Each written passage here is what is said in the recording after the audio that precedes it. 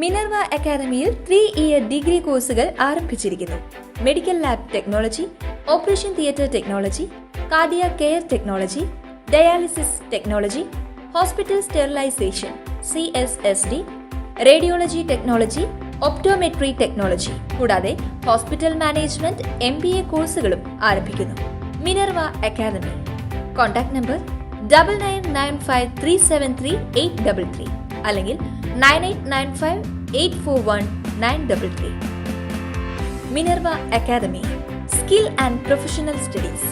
യിലെ അതിരപ്പിള്ളിയിൽ കാട്ടാന ആക്രമണത്തിൽ 2 പേർ കൊല്ലപ്പെട്ട സംഭവത്തിൽ മരണകാരണം സ്ഥിരീകരിക്കേണ്ടതുണ്ടെന്ന് വനം മന്ത്രി AK ശശീന്ദ്രൻ.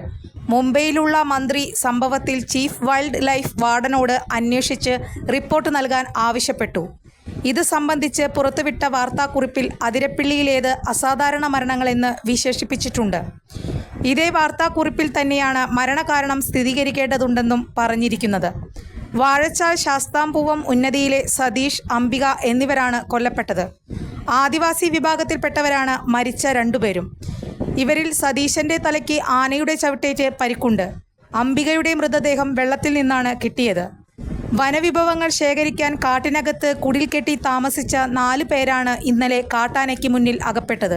മഞ്ഞക്കൊമ്പൻ എന്ന് വിളിക്കുന്ന മദപ്പാടുള്ള കാട്ടാനയാണ് ആക്രമിച്ചതെന്നാണ് വിവരം. സതീശനെ ആക്രമിച്ചപ്പോൾ മറ്റ് 3 പേരും വെള്ളത്തിലേക്ക് എടുത്തു ചാടിയെന്നാണ് ലഭിക്കുന്ന വിവരം.